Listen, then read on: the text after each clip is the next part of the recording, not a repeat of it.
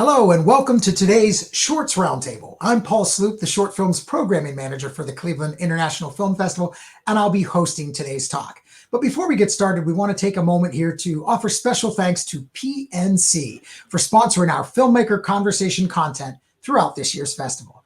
On today's roundtable, we'll be joined by filmmakers representing some of the short films included in Comedy Shorts Program 1. So with that in mind, please allow me to welcome our guests for today's conversation.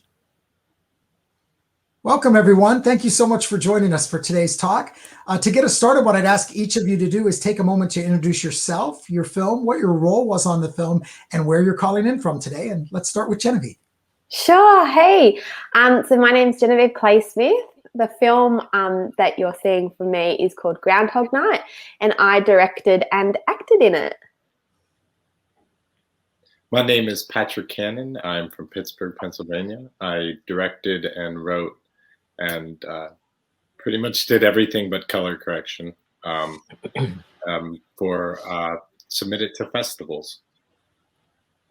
Hi, I'm Anthony Sneed, and I am the director, editor, writer. I'm going to name all the ones that Patrick didn't. VFX, sound, costumer, all that for Swipe. And I am from Brooklyn, New York. Hey, Paul. Thank you so much for having us and for doing this. I'm Justin Fair. I'm calling in from New York, and I directed and produced Sloan Hart's Neck Face. Great. Thank you again all for joining us. And, this is the first of our comedy programs, which means this is a bit more of a fun Q&A than most.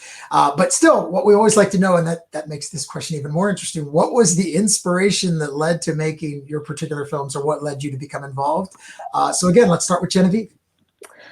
So I actually forgot to say that I'm calling in from Australia, by the way. So really, Groundhog Night is from Emily Dash, the writer. So she is a collaborator of mine and a dear friend. She's an amazing writer who also happens to have cerebral palsy. And a couple of years ago, she came to me with a script that was based on some of her own lived experience.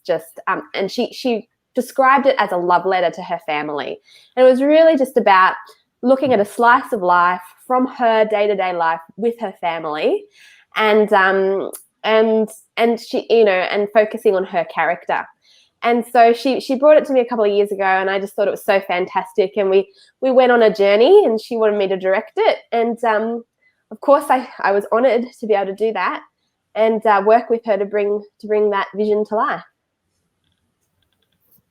It's great stuff. Genevieve, most of you in our audience will know, Genevieve has had many, many films from her Bus Stop Films play in our festival, and we're glad to have you back.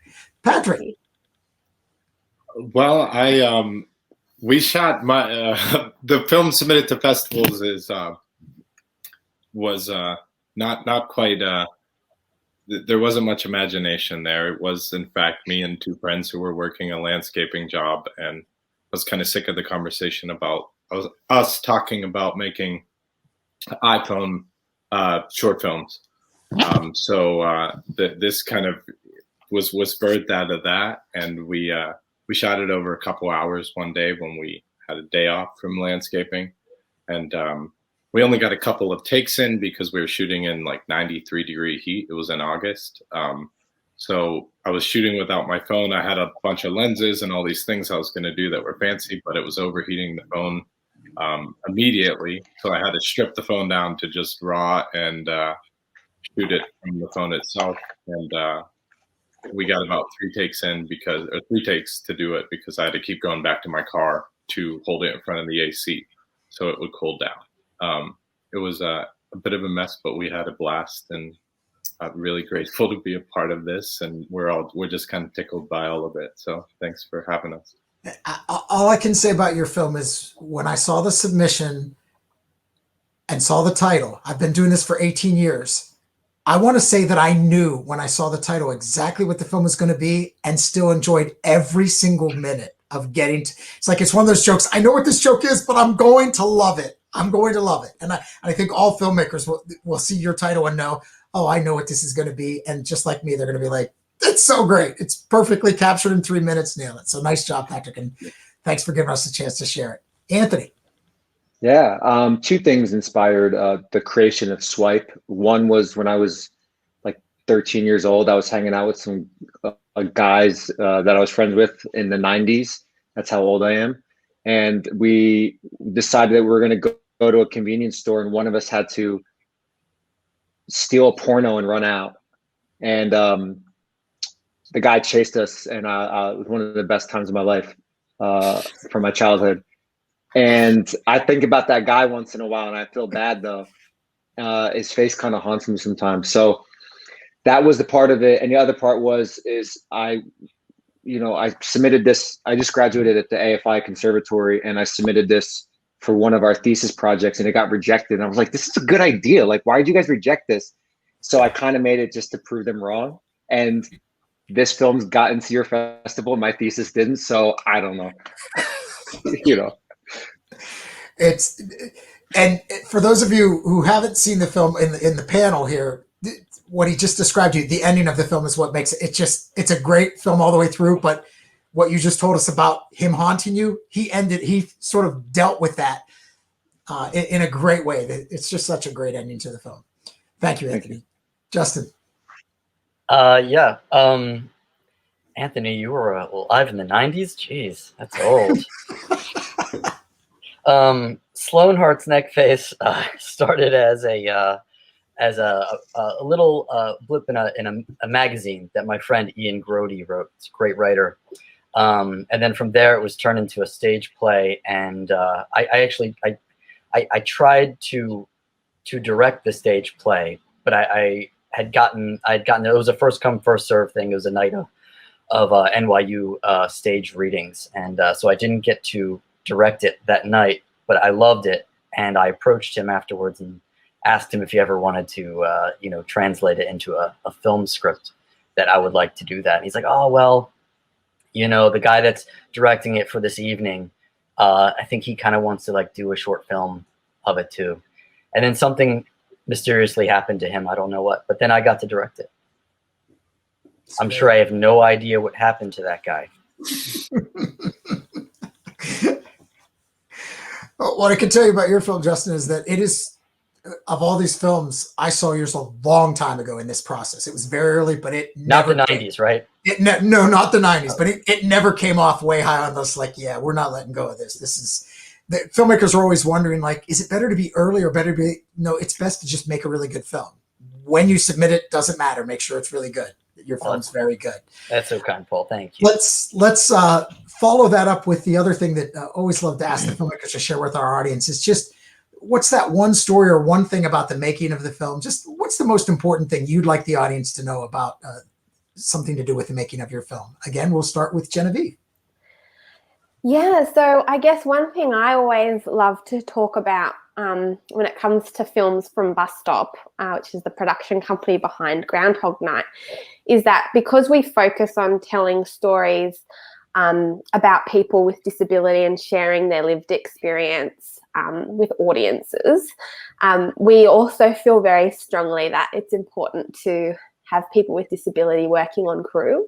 So Bus Stop is a whole not-for-profit that actually is designed to, it has workshops for people with disability to actually learn about filmmaking and then make films.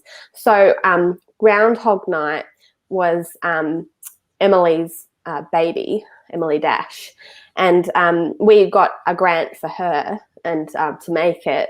But then we made sure we brought filmmakers from Bus Stop that were going through the course onto the film set to work with mentors to help make it.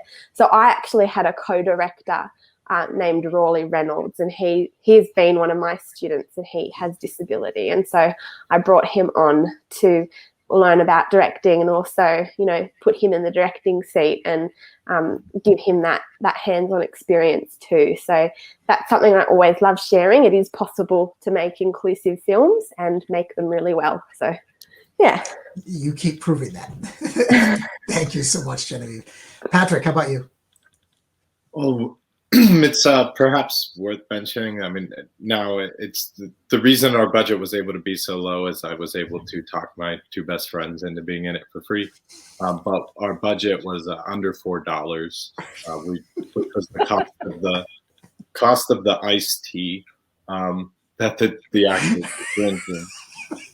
And I didn't realize it was unsweetened until I did it. And, so there's really no. If you see the film, you realize there's not much need for continuity. But it's they were sick of the $2 iced tea by the end. Thank you, Patrick. How about you, Anthony?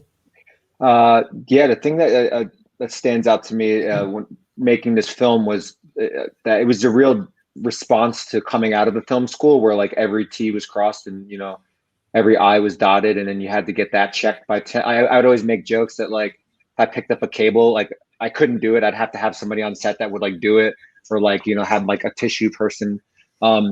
So this was a direct response to that, and it was like a big middle finger like for everyone that was associated with it that just wanted to break all the rules. So one of the things that we did was in the second scene, which takes place in the burger joint, we needed a place that looked like it could have happened in the 90s. And then we found this delightful place, and we went up to the owners, this is these Greek family, and we're like, hey, can we shoot in here? And they're like, no. I was like, okay, cool. And then I went home and I talked to the DP, and I was like, yo, do you think we could like guerrilla like steal this? And he was like, he's like, I'm down if you're down. I'm like, I'm down. Like I've done this like before. Like I love doing this, but like everyone's scared of the school thing that's still looming over us. And so we're like, all right. So we shot the movie in like just a half day, and we went into this place, and we covertly like had an Alexa Mini like on it. Like we literally did like 10 different setups. We had a guy running out of the restaurant with a burger in his hand. And we thought we were so slick because we kept ordering food to keep them busy so they wouldn't stop making, that we order like hundreds of dollars in burgers. And by the end, like they're taking their break and they're sitting down, like looking at us. And then we go to give them money at the end anyway. And they're like, no, like we know you guys were filming, but like, thanks for the business. You guys like bought the most burgers of anybody. So yeah. That's good stuff. That's good stuff. Thanks, Anthony. Justin. Thank you.